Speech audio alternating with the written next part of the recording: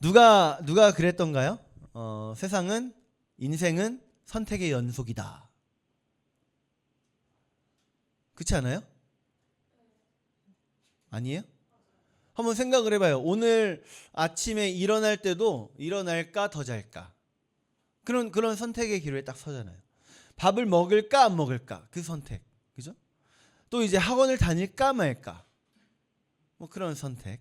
네, 이런 선택의 순간들이 인생에 계속 찾아와요.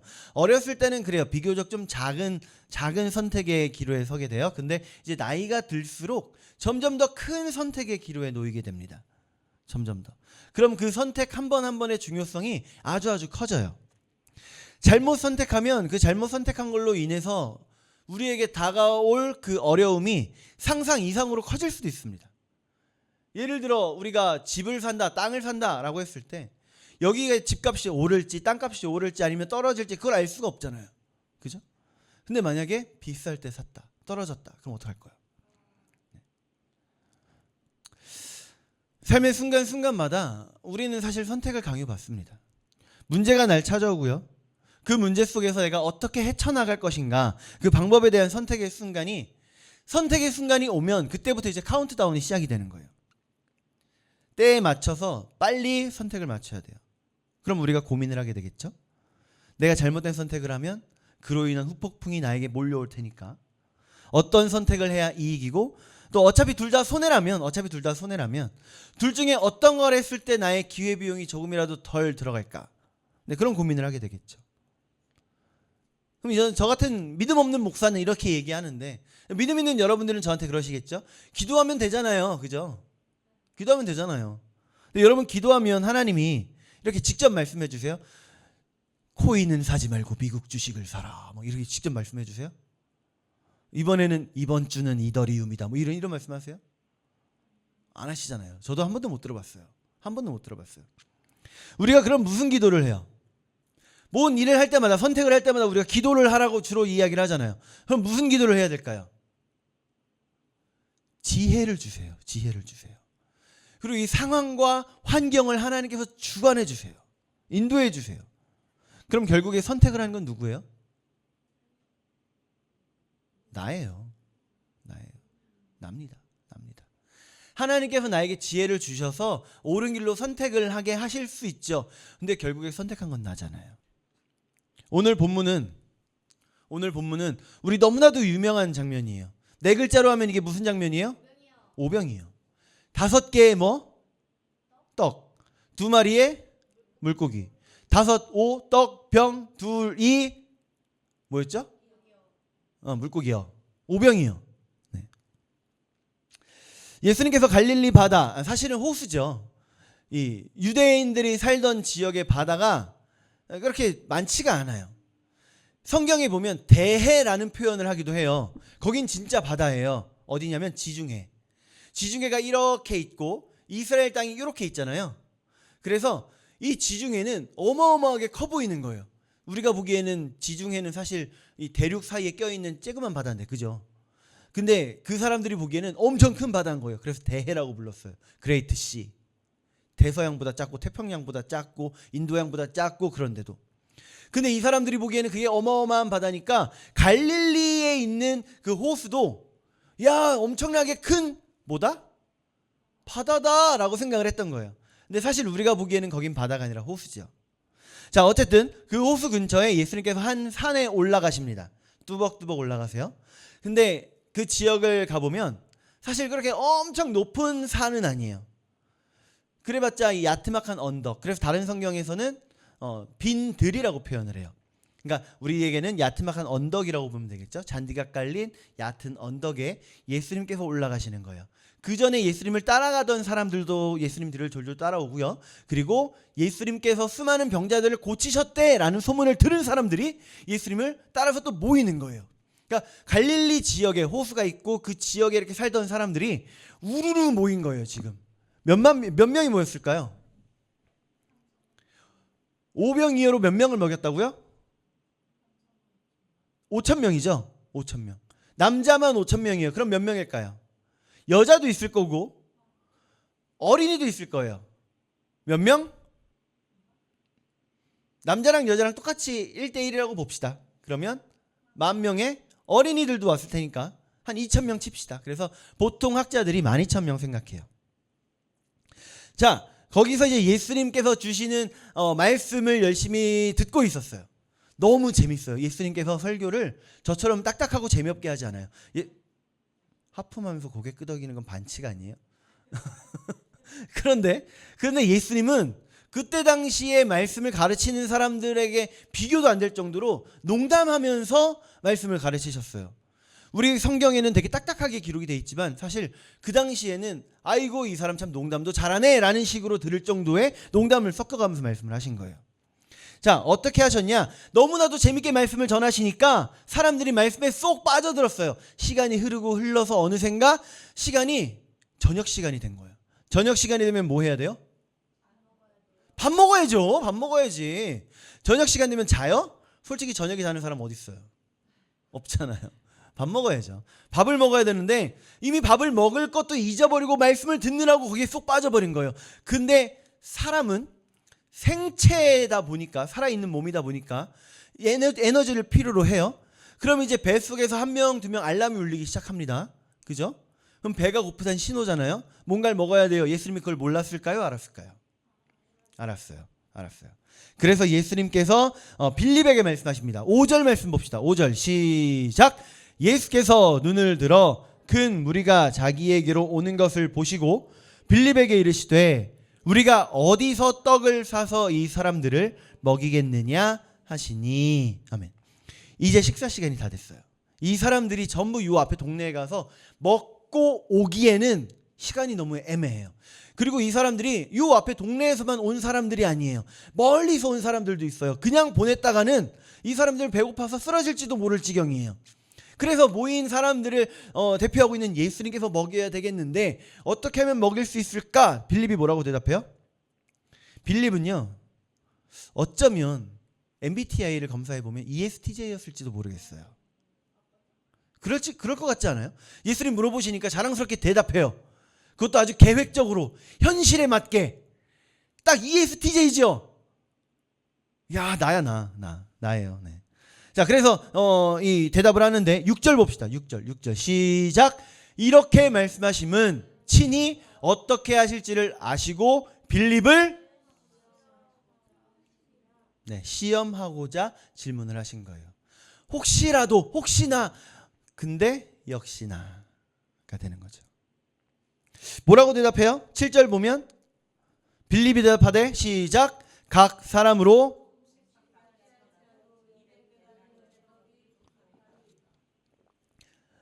얼마가 부족하다고요?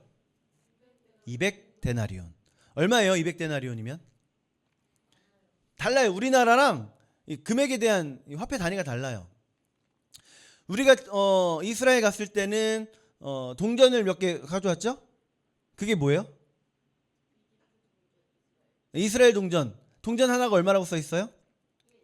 1세겔이라고 써 있어요. 1세겔. 그거는 그리스 쪽, 그러니까 헬라 쪽의 그 단위였고, 여기는 정확하게 이 데나리온은 이스라엘의 화폐 단위예요. 1데나리온은 노동자가 하루를 일하면 받을 수 있는 품삯이었어요. 밖에 나가서 노가다를 뛰고 나면 하루 받을 수 있는 금액이 1데나리온이라는 거예요. 지금으로 치면 한 15만 원 되겠죠? 15만 원 될 거예요. 그러면 200데나리온 얼마예요? 자, 시작. 5, 4, 3, 2, 1. 3천만 원. 네. 3천만 원이죠. 3천만 원. 그래도 계산 빠르네요. 얼마나 다행이네.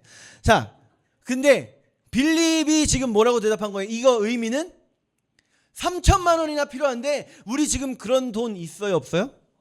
없어요. 이런 의미가 담겨 있는 거잖아요. 아주 당연한 계산이고요. 세상 살아가는데 뭔가를 하기 위해서 그에 따르는 그 비용을 계산하는 너무나도 당연한 그 결과입니다. 아주 완벽한 판단이에요. 뭐라 할 수 없어요. 근데 이 대답에 대한 결말은 뭘까요? 마지막 숨겨져 있는 한마디. 우리는 못해요. 우리가 안 돼요. 지금 그게 숨겨져 있잖아요. 여러분, 우리가 뭔가 문제가 딱 우리에게 다가오면 우리는요 생각을 해요. 그런데 이 작은 두개골 안에 갇혀서 생각을 해요. 작은 두개골 안에 갇혀서 생각을 해요.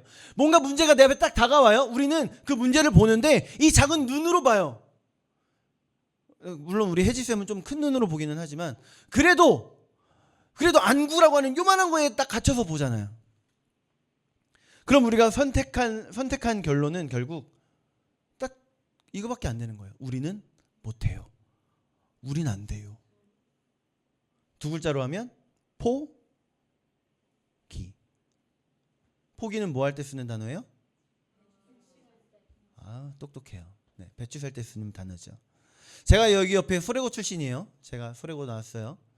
저희가 다니던 소래고, 그때 당시에는 아주 공부 잘하는 학교였어요. 시흥시에서 제일 공부 잘하는 학교. 물론 제가 공부를 잘해서 들어간 건 절대 아닙니다. 100% 하나님의 은혜로 들어갔어요. 네, 증인들이 여럿 있습니다. 그런데 공부를 잘하는 아이들 사이에 그저 그런 아이가 들어갔으니 얼마나 힘들었겠어요. 그죠? 제 자랑 잠깐 하려고 그래요.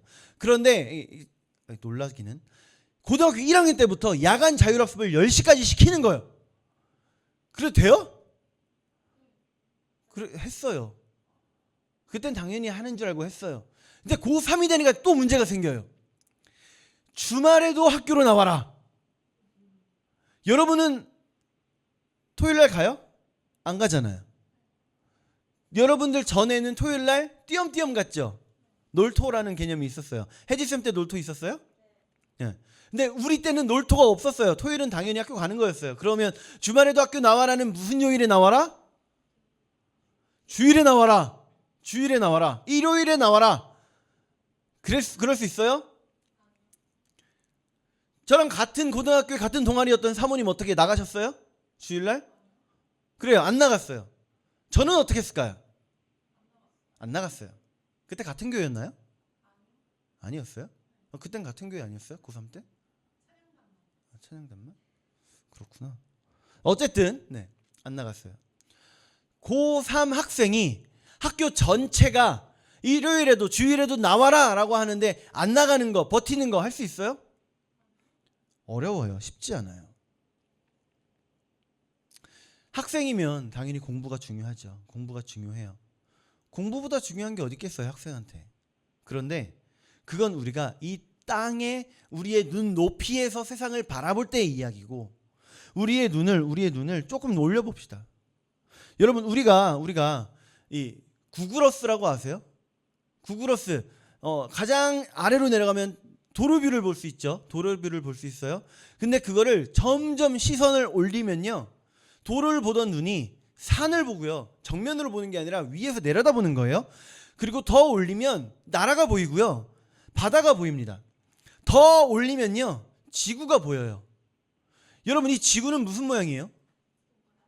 동그란 모양이에요. 근데 우리가 다시 줌인해서 쭉 들어가 보면요, 여기 옆에 있는 산 무슨 산이에요? 소래산. 소래산 의외로 높아요. 근데 소래산보다 높은 산도 많지요. 백두산도 있고 한라산도 있고 뭐 에베레스트 K2도 있고, 그죠? 얼마나 높아요? 어마어마하게 높아요. 사람이 함부로 올라갈 수 없을 만큼 높아요. 엄청난 문제로 다가오는 겁니다. 마리아나 해구라고 아세요? 바다에서 가장 깊은 해구예요. 얼마나 깊은지 에베레스트는 상대도 안 될 정도로 깊게 들어가야 되는 거예요. 에베레스트 산을 깎아서 뒤집어 놔도 그걸 채우지 못하는 그런 해구예요. 그런데 우리가 다시 줌 아웃해서 지구를 쭉 멀리서 보면 그 모든 산과 깊은 해구는 하나도 안 보여요. 그저 동그란 지구만 보일 뿐입니다. 거기서 조금 더 줌아웃 하잖아요. 우주의 작은 점, 지구. 우리에게 문제가 다가와요. 근데 하나님의 시점에서 봤을 때는 우리는 도저히 어찌할 수 없는 큰 문제로 다가와도, 눈물밖에 흘릴 수밖에 없는 그 문제가 다가와도요, 하나님의 시점에서 보면 친구는 동그랄 뿐이라는 거예요.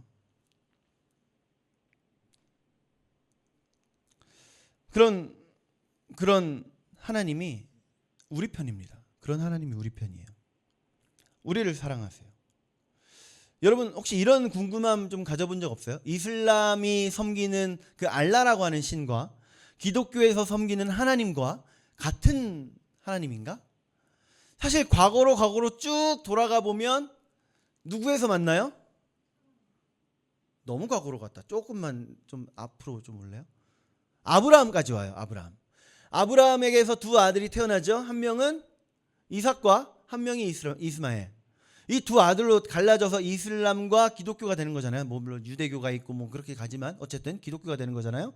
그럼 이슬람이 섬기는 하나님과 기독교가 섬기는 하나님이 같은 하나님인가? 어떻게 생각하세요? 저는 절대 같지 않다고 봅니다. 완전히 다른 분이에요. 이슬람에서 섬기는 알라라고 하는 그 신은 세상 밖에서 세상을 창조하고 세상 돌아가는 걸 봐요. 구경해요. 그러다가 이 사람이 죽으면 이 사람에 대해 심판을 하는 신입니다. 그런데 우리의 하나님은요, 예수님의 다른 이름이 뭐라고요? 우리 성윤이가 지난주에 얘기했던 임마누엘. 임마누엘이 무슨 뜻이에요? 엘은 하나님. 우리와 함께 하시는 엘. 우리와 함께 하시는 하나님. 하나님은 우리와 함께 하시는 거예요. 그러니까 이슬람에서의 하나님은 천하만 보고 있지만 우리 하나님은 우리에게 오셔서 우리를 보시고 우리와 함께 슬퍼하시고 우리와 같이 마음 아파하시고 우리가 어려운 문제를 만나면 그 문제를 해결할 수 있게끔 지혜도 주시고 그런 분이 하나님이신 거예요. 이슬람이 섬기는 알라와 우리의 하나님이 같다? 절대 아니에요. 달라요. 완전히 다릅니다. 그래서 이거를 알았는지 아니면 몰랐는데 끌려 나온 건지 뺏겼는지는 모르겠지만 어쨌든 그래서 한 아이가 등장을 해요. 오늘 본문에서. 한 아이가 뭘 가지고 와요? 도시락을 가지고 옵니다. 그게 바로 오병이어. 물고기 떡 5개와 물고기 2마리. 9절 말씀 한번 볼까요? 9절이 뒤로 가면 있을 거예요. 많이 띄어먹었을 수도 있는데 없어요? 제가 읽어드릴게요. 여기 한 아이가 있어 보리떡 5개와 물고기 2마리를 가지고 있나이다. 그러나 이 많은 사람에게 얼마나 되겠사옵나이까? 아까 서두에 많이 모였다고 했는데 몇 명이라고요? 12,000명.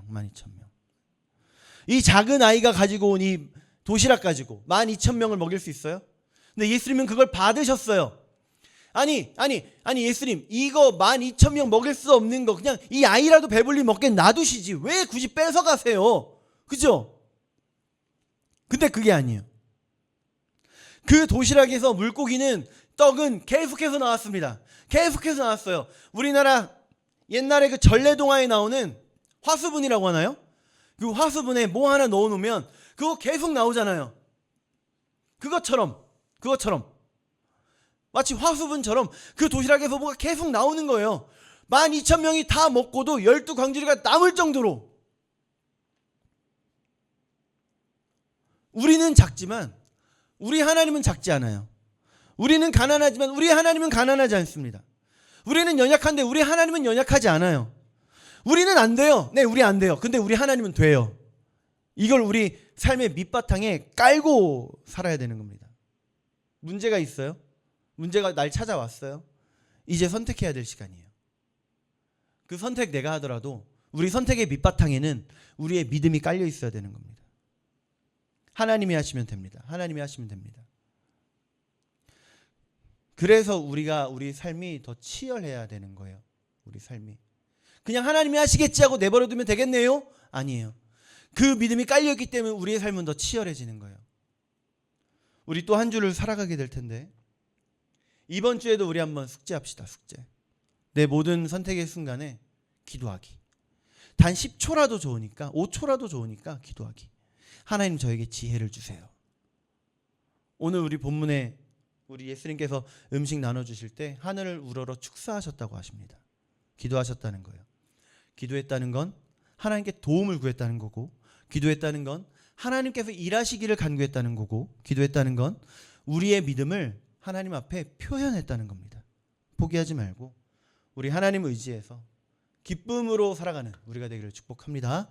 기도하겠습니다.